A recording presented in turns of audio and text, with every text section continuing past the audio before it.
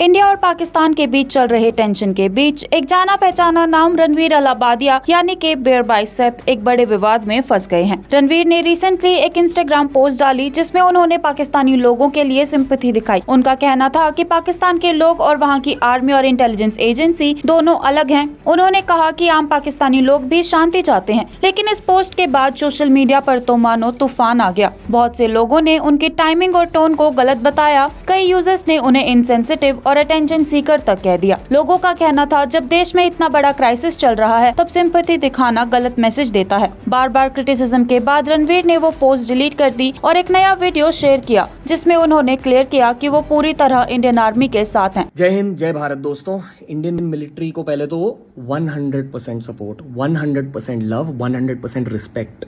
उन्होंने बोला 100% support and respect for the Indian army. ISI और पाकिस्तान आर्मी ने हमारे देश में टेररिज्म फैलाया है और ये बात पूरी दुनिया तक पहुंचनी चाहिए। उन्होंने ये भी कहा हार्ड पावर फौज के हाथ में होती है, गवर्नमेंट के हाथ में होती है, लेकिन सॉफ्ट पावर हमारे हाथ में होती है as Indian citizens.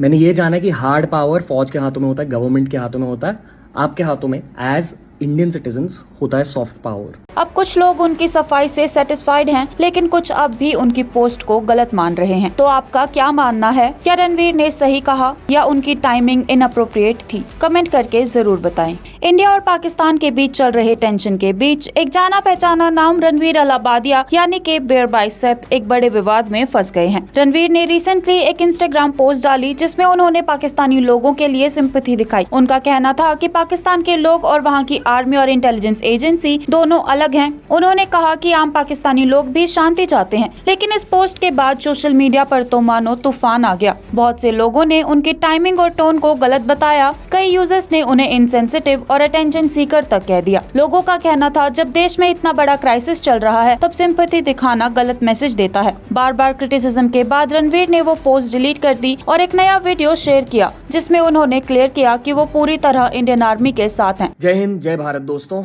Indian military को पहले तो 100% सपोर्ट, 100% लव, 100% रिस्पेक्ट।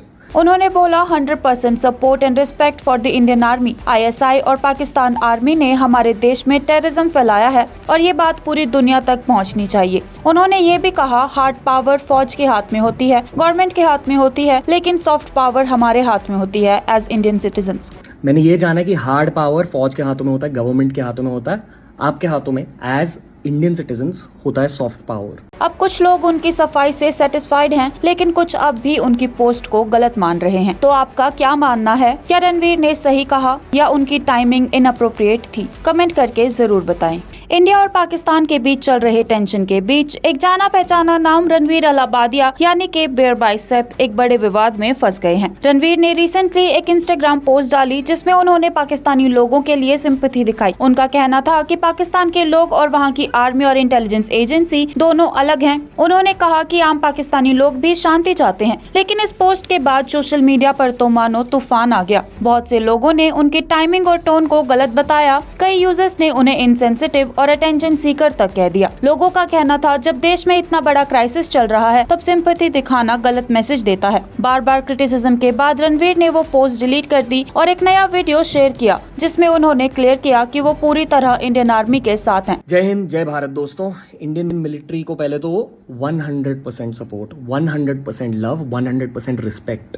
उन्होंने बोला 100% support and respect for the Indian army. ISI और पाकिस्तान आर्मी ने हमारे देश में टेररिज्म फैलाया है और ये बात पूरी दुनिया तक पहुंचनी चाहिए। उन्होंने ये भी कहा हार्ड पावर फौज के हाथ में होती है, गवर्नमेंट के हाथ में होती है, लेकिन सॉफ्ट पावर हमारे हाथ में होती है एज इंडियन सिटीजन्स। मैंने ये जाना कि हार्ड पावर फौज के हाथों में होता है, गवर्नमेंट के हाथों में होता है, आपके हाथों में एज इंडियन सिटीजन्स होता है सॉफ्ट पावर। अब कुछ लोग उनकी सफाई से सेटिस्फाइड हैं, लेकिन कुछ अब भी उनकी पोस्ट को गलत मान रहे हैं। तो आपका क्या मानना है? क्या रणवीर ने सही कहा या उनकी टाइमिंग इनअप्रोप्रिएट थी? कमेंट करके जरूर बताएं।